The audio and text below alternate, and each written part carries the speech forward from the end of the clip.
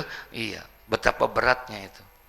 Makanya ibadah ini adalah ibadah yang luar biasa, ibadah yang amat sangat istimewa.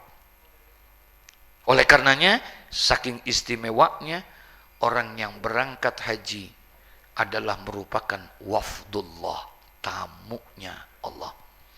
Allah akan menerimanya, Allah panggil dia karena menjadi tamunya. Nah, karena dia menjadi tamunya, salah satu yang Allah berikan jaminan kepada dia, doa-doa orang yang melaksanakan ibadah haji dengan baik, dengan benar, maka doanya tidak akan ditolak oleh Allah Subhanahu wa taala. Insya Allah. Makanya dianjurin kita sama orang-orang tua kita terdahulu, ya, sama ulama-ulama kita, guru-guru kita, kalau ada orang berangkat haji, minta doa sama dia. Kalau bisa anterin. Ya, kalau zaman dulu orang berangkat haji itu dianterin ke mana namanya? Pondok Gede, asrama haji itu, masya Allah, yang berangkat berdua, cuman yang nganterin 2 metro. Metro masih ada apa enggak metro? Ya, itu coba bayangkan, masya Allah. Ya, kenapa? Karena mereka pengen, mudah-mudahan dengan mengikut begitu, ya insya Allah jadi apa? Setiap ada orang berangkat haji, dia ngikut. Setiap ada orang berangkat haji, dia nganterin terus gitu. Orang pulang haji, dia jemput, dia ikut semua segala macam. Tiap tahun begitu. Setiap hal orang yang berangkat haji selalu dianterin. Ntar juga kan Allah kesian, nih anak datang mulu, besok gue berangkatin dah. Begitu kata Allah ntar. Nah, jadi salah satu di antara keistimewaan yang Allah berikan kepada orang yang akan berangkat haji adalah da'watul haji hatta yarji'a. Doanya tidak akan ditolak oleh Allah. Insya Allah. Perbanyak kita minta doa sama mereka tuh. Ya, kata Nabi, perbanyaklah oleh kalian minta doa kepada siapa saja. Perbanyaklah kalian untuk minta doa kepada siapa saja, karena kalian tidak ada yang tahu dari mulut mana doa itu akan dikabulkan oleh Allah Subhanahu wa taala. Subhanallah. 1. Tadi ada berapa? 4. Yang pertama, doa yang tidak ditolak oleh Allah, doanya orang yang pergi haji sampai dia kembali. Yang kedua, wada'watul ghazi hatta yasdura. Yang kedua, Allah tidak akan tolak doanya. Siapa? Da'watul ghazi. Doanya orang yang berperang di jalan Allah. Doanya orang-orang yang berperang, berjuang di jalan Allah, fi sabilillah, untuk menegakkan kalimat la ilaha illallah. Mereka berjuang untuk mempertahankan agamanya, dinullah. Ketika mereka perang itu, orang-orang yang ikhlas karena Allah, ingin berjuang, ingin berperang untuk menegakkan kalimat la ilaha illallah, memperjuangkan agamanya, maka doa orang itu tidak ditolak oleh Allah Subhanahu wa taala, karena dia sudah menumpahkan jiwa raganya, sudah menyerahkan jiwa raganya untuk Allahu Rabbul Alamin. Dengan ikhlas dia rela untuk berperang di jalan Allah. Andai kata dia mati pun dia siap. Dia sudah serahkan semua. Nah, artinya orang yang seperti ini sudah menyerahkan segala sesuatunya, jiwa dan raganya sudah diserahkan kepada Allah. Ketika orang sudah menyerahkan dirinya kepada Allah, maka orang itu ketika mengangkat kedua tangannya, berdoa dan bermohon kepada Allah, la turaddu da'watun, tidak ditolak doanya ketika dia berjuang di jalan Allah. Subhanallah. Yang ketiga, siapa orang yang ketiga yang doanya tidak ditolak oleh Allah? Kalau yang pertama tadi orang yang apa? Pergi haji sampai dia kembali. Yang kedua orang yang berjuang di jalan Allah sampai selesai perjuangannya itu. Kemudian yang ketiga, kata Rasulullah sallallahu alaihi wasallam, doa yang tidak ditolak oleh Allah Subhanahu wa taala, wa da'watul marid hatta yabra'a. Masya Allah. Wa da'watul marid, doanya orang yang sakit, ya, hatta yabra'a, sampai dia sembuh. Doanya orang-orang yang sakit, itu doa orang yang sakit nggak ditolak oleh Allah. Padahal kalau menurut kita, akal kita, sebetulnya yang butuh doa itu orang yang sakit apa orang yang sehat? Hah? Yang butuh doa itu siapa? Orang yang sakit. Tapi Nabi suruhnya kita minta doa kepada orang yang ini, karena doa mereka tidak ditolak. Kenapa? Orang yang sedang sakit itu adalah ketika dia sabar menerima ujian Allah dengan datangnya sakit, musibah sakit kepadanya, kemudian dia sabar, maka orang itu adalah menjadi orang yang disayangi oleh Allah Subhanahu wa ta'ala. Orang yang disayang oleh Allah. Jadi sakit itu sebetulnya, Pak, adalah bentuk, di dalam sakitnya kita ini adalah bentuk sifat lutufnya Allah, sayangnya Allah. Ya, sayangnya Allah. Terkadang nanti ketemu, Pak, dalam hadis kita ini, nanti ketemu di sana. Kenapa sih kok ada orang yang selalu berbuat dosa dan berbuat maksiat, yang sehari-harinya selalu berbuat dosa dan berbuat maksiat, tapi ternyata kok rezekinya lancar aja. Padahal sembahyang nggak pernah, ngaji nggak pernah, puasa nggak pernah, ya, tiap malam banting kartu mulu, begadang mulu, tapi sehat aja. Ada nggak yang begitu? Ini sementara ada orang yang rajinnya, ibadahnya rajin, yang sembahyangnya rajin, yang puasanya rajin, bukan hanya Ramadan, Senin Kamis juga apa? Puasa. Tapi kok ampek, Bang? Ampek tahu ampek? Apa ampek? Sakit mulu. Ada aja nih kalau habis pengajian begini, udah pulang pasti sakit dah. Iya, habis di bawah AC duduknya di bawah kipas angin, masuk angin dikerokin itu, pada rajin sembahyang ya, Pak. Nah, ini yang perlu kita ini kan, makanya ada nikmat, ada istidraj. Jangan bangga dulu, Pak, nggak sembahyang rezekinya lancar, nggak pernah sembahyang kok badan sehat, padahal dosa dan maksiat selalu dikerjakan. Oh bukan, itu bukan berarti nikmat, justru itu adalah istidraj, sengaja Allah sedang berikan itu. Tapi ada orang yang beriman kepada Allah, ibadahnya rajin, tapi kok kayaknya hidupnya penuh kesulitan, musibah demi musibah selalu datang kepada dia. Apa ini? Iya, iza ahabballahu abdan ibtalahu. Allah kalau mencintai seseorang, iza ahabballahu abdan, apabila Allah sayang kepada seorang hamba, ibtalahu, maka diujilah orang itu oleh Allah. Diberikan dengan kesulitan, dengan kemiskinan, dengan sakit, dengan berbagai macam penderitaannya. Ketika pada saat dia sabar dengan penderitaan-penderitaannya, dengan sakitnya, dengan musibahnya, maka Allah gugurkan dosa-dosanya. Jadi Allah percepat siksanya orang yang beriman itu di dunia, bukan di akhirat. Paham maksudnya nih? Allah percepat siksanya orang-orang, azabnya orang-orang yang beriman itu bukan untuk di akhirat, tapi Allah siksanya, Allah berikan azabnya adalah di dunia. Sakit mulu, ibadah, tapi sakit mulu, penuh dengan ujian, penuh dengan cobaan, penuh dengan musibah. Tapi dia tetap sabar, tetap ibadah kepada Allah. Maka Allah berikanlah kepada dia itu ampunan dosanya, sehingga bersih dosanya, tidak ada buat dia, sehingga akhirnya nanti yaumul kiamah dia tidak mendapatkan siksanya lagi karena sudah diberikan penderitaannya di dunia. Masya Allah. Tapi buat orang-orang yang berbuat maksiat, buat orang yang berbuat dosa, walaupun dia rezekinya banyak, badannya sehat dan lain sebagainya, sengaja Allah sedang ulur buat dia. Allah tidak berikan azabnya di sini, nanti Allah berikan azabnya nanti yaumul kiamah. Nauzubillah, summa nauzubillah. Siksa dari yaumul kiamah, azab yang Allah datangkan pada hari akhirat ini tentunya jauh lebih berat dibandingkan dengan siksa di mana? Di dunia. Ya Allah, kalau kita mau Dikasih di dunia azab apa di akhirat? Halo?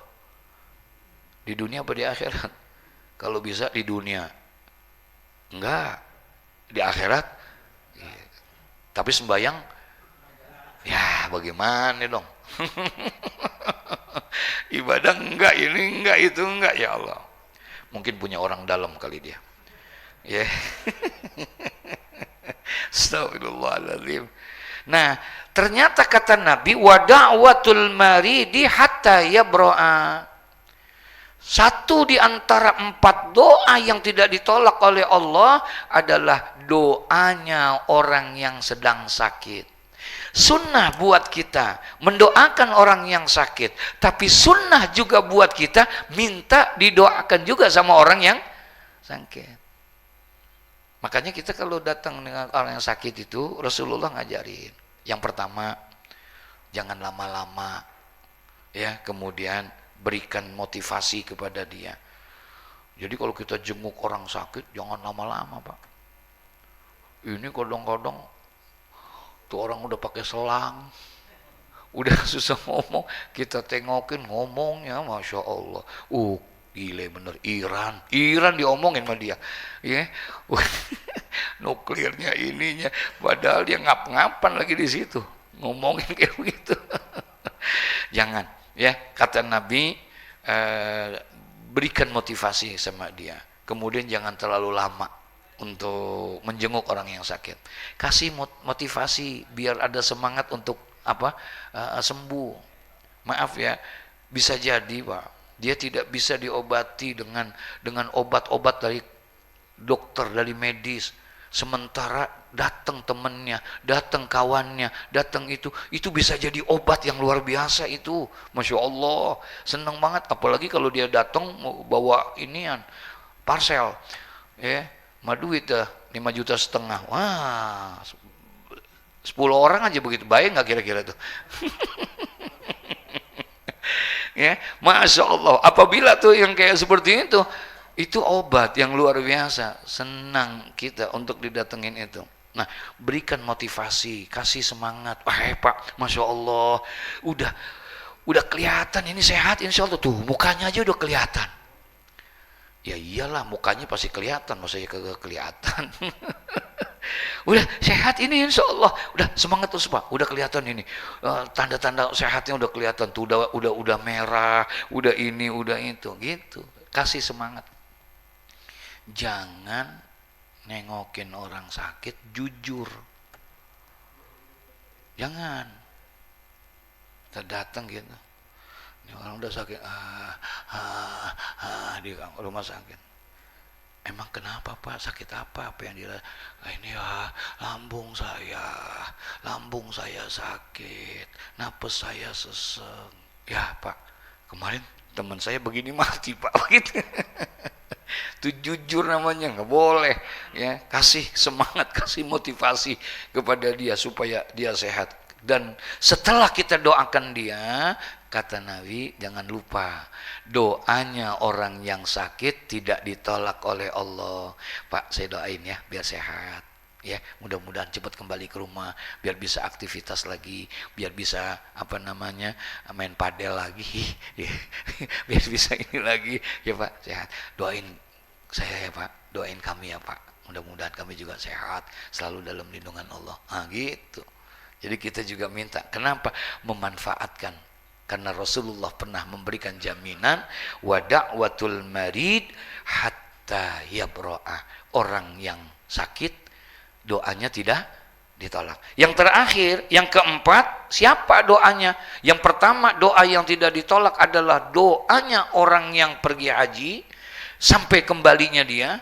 Yang kedua, orang yang pergi berjuang di jalan Allah sampai kembalinya dia. Yang ketiga, doanya orang sakit sampai sembuhnya dia, doanya tidak ditolak. Dan yang keempat, kata Nabi, wa da'watul akhi li akhihi bi zahril ghaib.